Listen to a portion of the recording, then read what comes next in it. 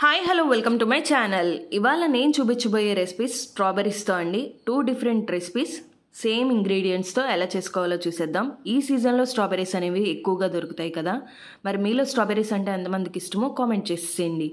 ఈ స్ట్రాబెర్రీస్ నేను 2 బాక్సెస్ తీసుకుంటున్నాను అండి. వీటిని ఒక గిన్నెలో వాటర్ పోసుకొని అందులో ఈ స్ట్రాబెర్రీస్ వేసేసుకొని జస్ట్ ఒక 1 స్పూన్ సాల్ట్ యాడ్ చేసుకోవాలి. ప్లెయిన్ సాల్ట్ అయినా వేసుకోవచ్చు, క్రిస్టల్ సాల్ట్ అయినా వేసుకోవచ్చు. వేసుకొని 10 మినిట్స్ అలా వదిలేయాలి. ఎందుకంటే స్ట్రాబెర్రీస్లో ఎక్కువగా మట్టి ఉంటుంది, మట్టికి దగ్గరలో పెరుగుతాయి కాబట్టి, అండ్ క్రిములు కూడా ఉంటాయి. ఇలా చేయటం వల్ల అవన్నీ కూడా బయటకు వచ్చేస్తాయి. చక్కగా వాష్ చేసేసుకొని ఇలా తొడలు కట్ చేసేసుకొని స్ట్రాబెర్రీస్ అనేవి పక్కకు తీసేసుకోండి. ఇప్పుడు నేను దీనికి కావాల్సినవి వుడెన్ స్టిక్స్ అండి.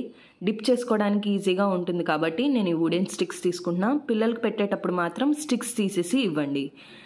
ఇప్పుడు నేను దీనిలో యూస్ చేసిన చాక్లెట్స్ డైరీ మిల్క్స్ అండి. 5 చాక్లెట్స్ వాడుతున్నాను. ఈ చాక్లెట్స్ని చక్కగా పీసెస్లా చేసుకొని ఒక గిన్నెలోకి వేసేసుకోవాలి. మీరు కావాలంటే డార్క్ కాంపౌండ్ చాక్లెట్ అయినా వాడుకోవచ్చు, లేదా వైట్ కాంపౌండ్ చాక్లెట్ అయినా కూడా వాడుకోవచ్చు. నేను ఈ డైరీ మిల్క్లో కొద్దిగా పాలు యాడ్ చేస్తున్నా. ఎక్కువ కూడా యాడ్ చేయకూడదండి. పాలు ఎక్కువగా యాడ్ చేస్తే లిక్విడ్గానే ఉండిపోతుంది, చాక్లెట్ గట్టిపడదు.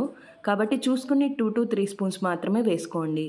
ఇలా ఒక గిన్నెలో వాటర్ పెట్టుకొని డబల్ ప్రొసీజర్లో మనం చాక్లెట్ అనేది మెల్ట్ చేసుకోవాలి. ఇలా మెల్ట్ చేయడం వల్ల చాక్లెట్ అనేది గట్టిగా అయిపోదు, అంతేకాకుండా పర్ఫెక్ట్ కన్సిస్టెన్సీలో వస్తుంది. చూస్తున్నారు కదా ఎంత బాగుందో. ఇలా చల్లరే కొద్దీ చాక్లెట్ గట్టిపడిపోతూ ఉంటుంది. ఒకవేళ కానీ ఇలా చేస్తున్నప్పుడు కానీ మధ్యలో చాక్లెట్ గట్టిపడిపోతే మళ్ళీ సేమ్ ప్రొసీజర్లో మనం చాక్లెట్ మెల్ట్ చేసుకోవాలి. ఇప్పుడు మనం ఆల్రెడీ పెట్టుకున్న స్ట్రాబెర్రీస్ని నేను ఫ్రీజర్లో ఉంచానండి ఒక 10 మినిట్స్ పాటు. అప్పుడు స్ట్రాబెర్రీస్ అనేవి కూల్గా ఉంటాయి, చాక్లెట్ కోట్ చేసినప్పుడు పర్ఫెక్ట్గా పడుతుంది.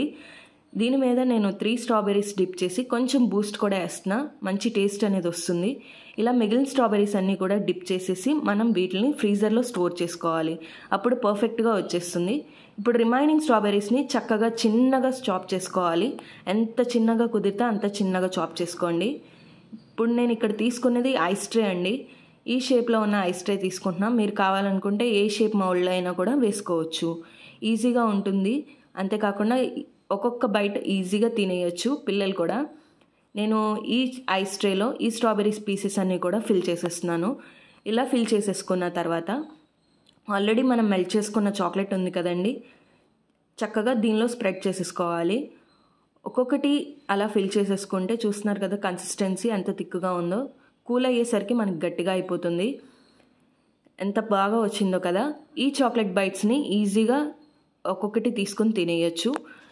ఇప్పుడు నేను వీటికి 2 బౌటీస్ తయారు చేస్తున్నా అండి, కొద్దిగా రిబ్బన్తో. ఇలా రబ్బర్ బ్యాండ్ పెట్టేసుకొని చిన్న బౌటీ తయారు చేశాను. దీన్ని చక్కగా గ్లాస్ జార్కి పెట్టుకుంటే ఎంత క్లాసీ లుక్ వచ్చిందో కదా. గిఫ్టింగ్ కూడా చాలా బాగుంటుంది. ఈ స్ట్రాబెర్రీస్ అనేవి డ్రై అయిపోయిన తర్వాత చక్కగా మనం స్టిక్స్ తీసేసి పిల్లలకి ఇవ్వచ్చు. ఇది వచ్చి ఫెర్రర్ వచ్చే చాక్లెట్ బాక్స్ అండి. దాని మీద కూడా ఇలా రిబ్బన్ పెట్టేసుకొని చక్కగా మనం ఆల్రెడీ చేసి పెట్టుకున్న బైట్స్ని ఫ్రీజర్లో పెట్టాను. అవి కూల్ అయిపోయిన తర్వాత బైట్స్ లాగా తీసేసుకొని ఈ బాక్స్లో స్టోర్ చేసేసుకోవచ్చు.